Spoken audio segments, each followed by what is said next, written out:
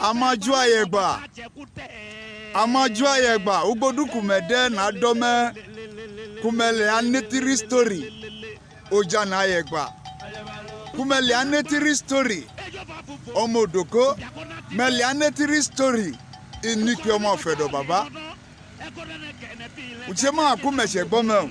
But a story iwon se nana. Todule udemi na tene kana keleki bi story na atene kono buleki agbi story. Jojo isho mama wa kere bi video mi. En ka chekere nyanya bo ayo yi. Make sure video ekunanya du ngai. Kefugo kushana atupo yi. Make sure video ekunanya du ngai. Efugo kwa make sure you follow this page. Make sure you share this video. That is the most important thing. Jojo in the story duki lugbo igala ki page mi ki afu yi ki atono teju bi ki madam ekumegoni todule udemi en duki lugbo igala beka duki lugane ile igba na duwe nekele yagbo na duwo novule yagbo jojo woga chomanye nekele woga chomanye novule en duke yi ki concern ojane gala Ogu ya dedicate time ya de only megba mewola kolo.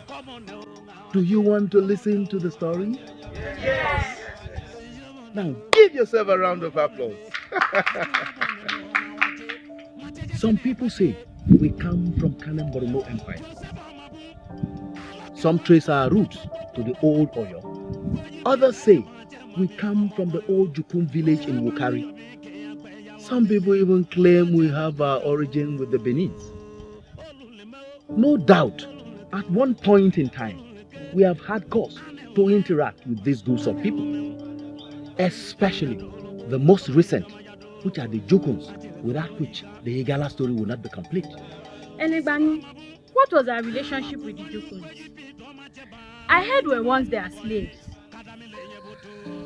The Ata used to pay tribute to the Jukun king.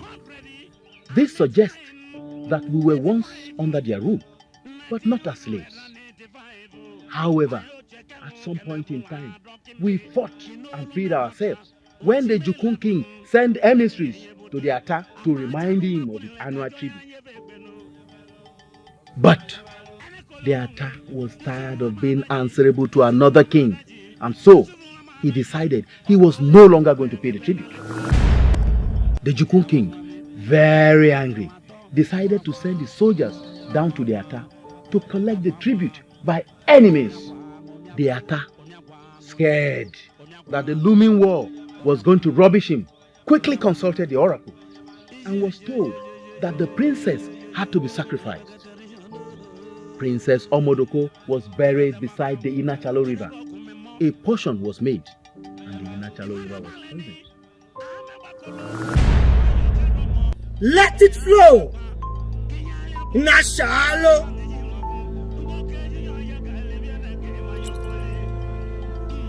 Wherever this river extends to. Unless they do not drink of its water, they shall fall in battle.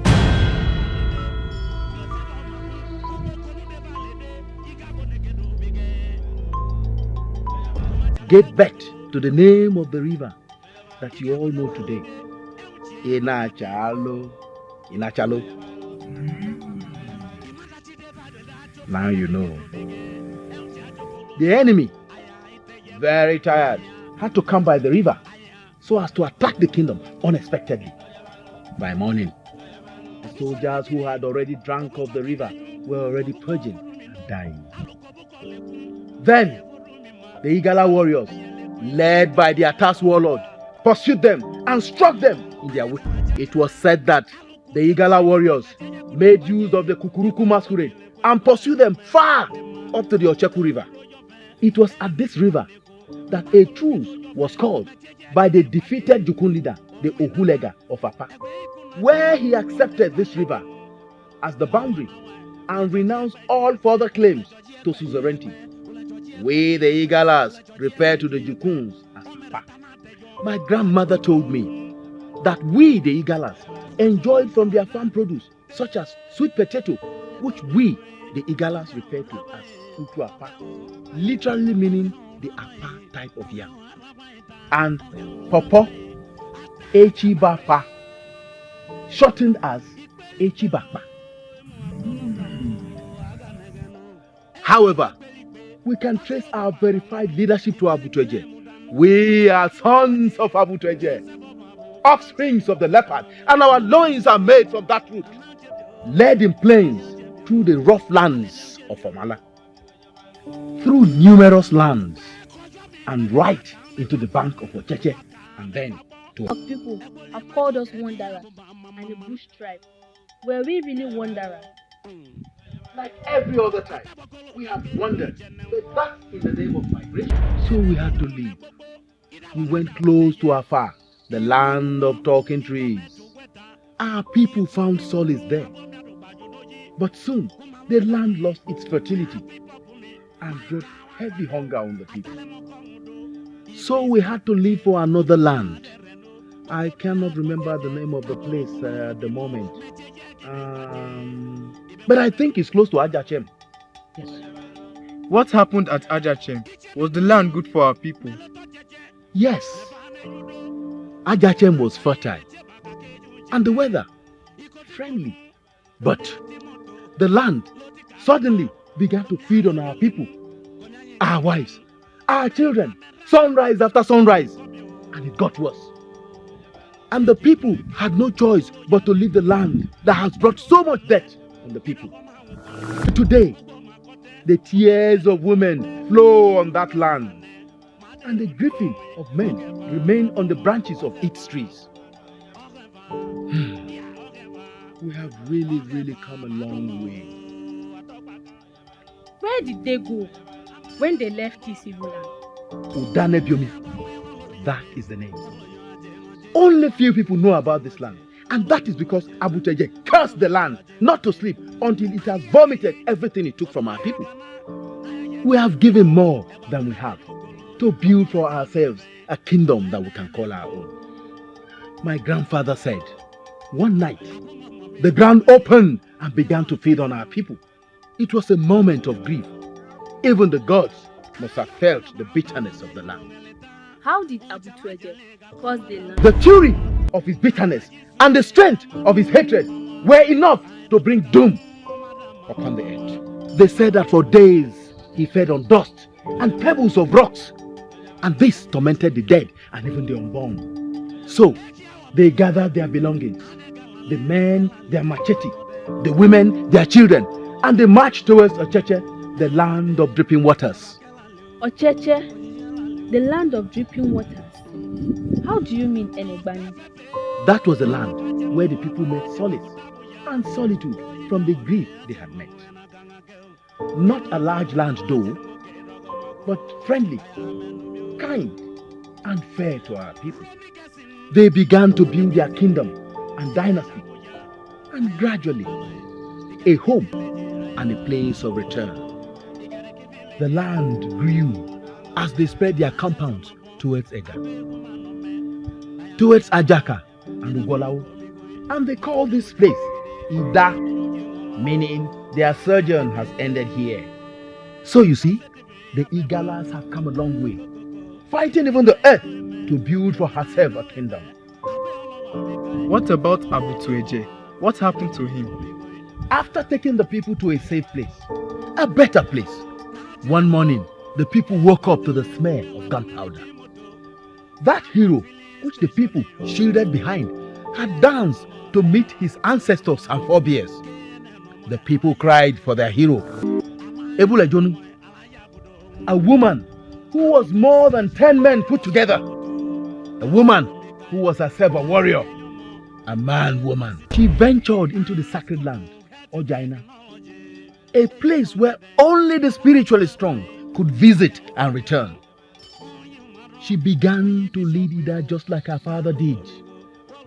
Some said she married a hunter.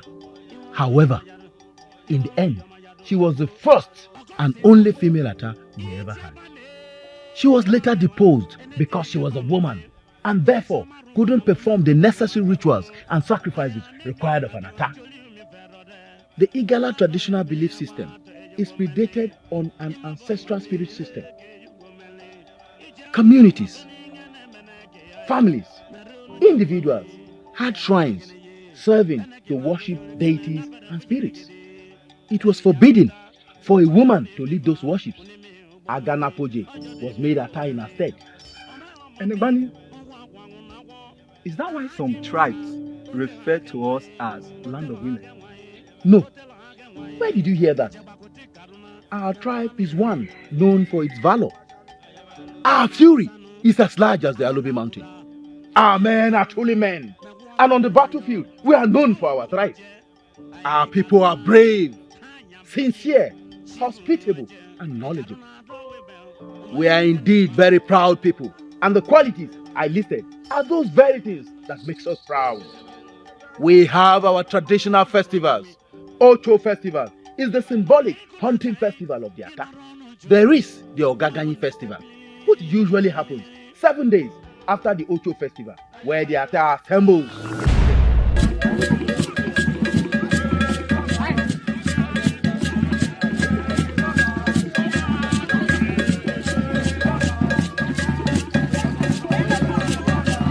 Imagine the attack in this festival. Dressed up in his regalia and full of his glory, with his ikebe around his head, his royal robe, and his scary mask on his chest. Ejubejuailu. Yes, that's it. What does it mean? The Great Benin War. A war that will be talked about from century to century until the end of time. The Igalas defeated the Benin, carrying with them the mask that the Oba of Benin wears. The war could best be described as a war of mutual independence, as the attack and the Oba of Benin had some sort of mutual alignment before they fell apart. Inikwi, daughter of Ata Egbo Midoko, offered herself to be buried alive in order for all Igalas to live as free men and women.